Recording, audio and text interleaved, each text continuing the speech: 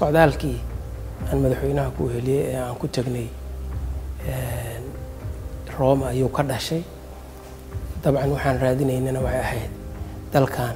deen caafinta kadib in loo helo maalgashi shisheeye deetana waxaan la soo kulannay kambaniyada caalamiga ganacsato Talyaani aan la soo kulannay waxaan ku qancinay marka inay Soomaaliya yimaadaan ay Soomaaliya arkaan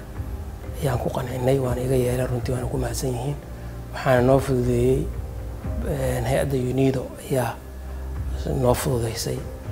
kuna qancisay kambaniyadaas inay dalka yimaadaan saasaan ugu martaqaadnay shirkii dhaweede hadda ay ku yimaadeen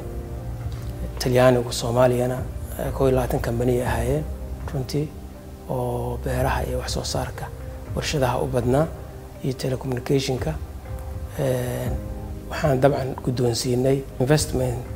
guide book wax la yiraahdo guddoonsiinay wixii dalkan laga qaban karo oo ku yaalo xagga warshadaha hadaan leedahay xagga beeraha xagga xoolaha kalluumaysiga meelaha infrastructure-ka in airport iyo dekedo iyo dalkan ay ka maalgashan karaan runtii aad bay noogu farxeen wayna naga aqbaleen codsigeeni bisha September ee hadda soo socota ayay mar kale nagu martaqaadeen Italy inaan ugu daba tagno ay go'aanadii ugu dambeeyana aan soo kala qaadanay Ilaahay raad kaliya ma ahana meel badan aan ku tagnay Uganda aan ku tagnay Turkiya aan ku tagnay inaan bal u helno ganacsato dalkan maalgashta